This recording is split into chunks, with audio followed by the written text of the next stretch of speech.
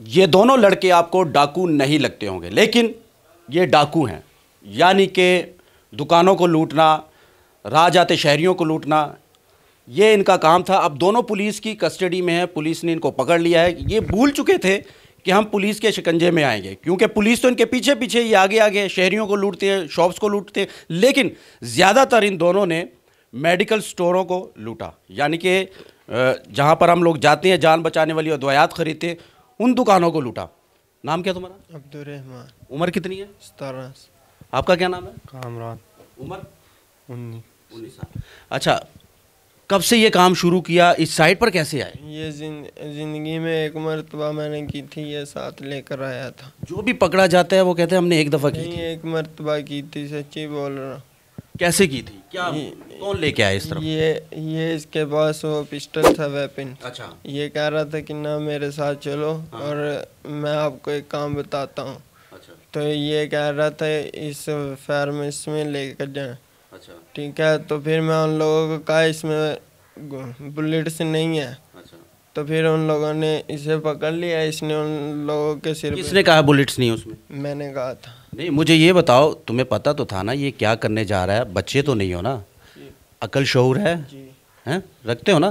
तो इतना तो पता था कि ये पिस्टल है, हम क्या करने जा रहे हैं, इतनी तो होश थी आपको? जी। फिर बस एक मरतबा गलती हो गई थी। बहन भाई रिश्तेदार हैं? जी। माँ बाप? जी। तो क्या सोचते होंगे मेरा बेटा कहाँ खड़ा है? जी। पढ़े कितना हो? कोई भी नहीं। कोई हुनर?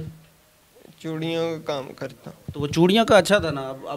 अब रोने का क्या फ़ायदा, मुझे ये बताओ। अब रोने वाला मुंह बना लिया, अब क्या फ़ायदा इसका?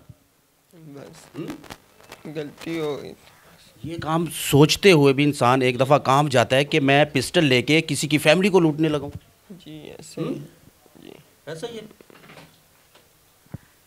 अच्छा, पठान हो? हाँ जी। खान साहब, ये क्या है? कब से शुरू किया था? यार कि ये पहले दफ़ा था कि ये। तुम्हारा भी पहला है, उसका भी पहला है, ये समझ से बाहर है। हाँ भाई। हाँ, ये पहले पहला नहीं है, आपका पहला नहीं लगता। ये तो चलो बंदा कह देता, इसने कहा पहला, तुम्हारा पहला नहीं लगता। हमारा भी पहला था भाई साहब, और कुछ भी नहीं किया मैंने। तो क्यों सोचा फिर इस तरफ? मैंने कि ये तोबा निकाल दे। और भाई साहब नहीं, इधर पकड़े गए हो, तोबा निकालिया, डकैती करके चले जाते, फिर तो कुछ नहीं होना था। फिर मुजरे देखने थे, फिल्में देखनी थी, डांस पार्टियाँ होनी थी, आइस चलनी थी। नशा करते हो? नहीं। नहीं, खाली नस्वार। खाली नस्वार रखते हो? हाँ। अच्छा, मुझे ये बताओ, फैमिली किधर है आपकी? पेशावर है। इधर कहाँ रहते थे? यहाँ की एक कज़न था उधर। कज़न के साथ? हाँ। तो कज़न के साथ ये काम करने इधर आए थे? नहीं सर। कोई हुनर वगैरह आता है? कोई नहीं। कोई काम धंधा नहीं आता? हाँ? कोई काम करना आता है कि नहीं? क्या? हाँ जाता। हाँ? हाँ। पुख्तो सकार दर्जी का न दर्जी? वाली नाराजी। हाँ? ओ राजी। दर्जी। बंगड़ी जोड़ा वो। बंगड़ी जोड़े? धाम बंगड़ी जोड़े, तम बंगड़ी जोड़े? ओ दाखपल कोर के जोड़े, जबल चासर मजदूरी में कहो। अच्छा, ये चूड़ियों का काम करता है, चूड़ियाँ बनाते हैं घर में, और ये भी चूड़ियाँ बनाता था। तो इसके साथ इस चूड़ियों वाली जगह पे राब्ता हुआ? ना ना। हाँ भाई। नहीं, ये नहीं मेरे पास करता था काम। तो फिर ये दोस्ती ये मुझे 1-2 दिन मरतबा मिला था बस। ठीक है।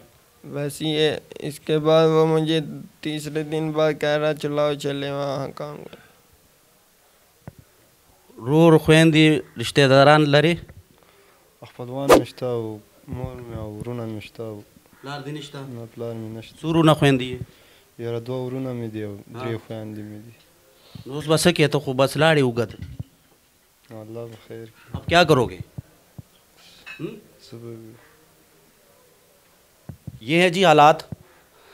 पहली दफ़ा कहते हैं कि है, लेकिन समझ से बाहर है। हम लोग ऐसा करते क्यों है? शॉर्टकट की लालच में आज का नौजवान जब मोबाइल पकड़ के टिकटॉक बनाता है या टिकटॉक देखता है तो वो कहता है कि मैं भी ऐसी ड्रेसिंग करूं, मैं भी इसी तरफ आऊं। तो फिर मेहनत मजदूरी करने वाले कभी भी इस तरफ नहीं आएंगे।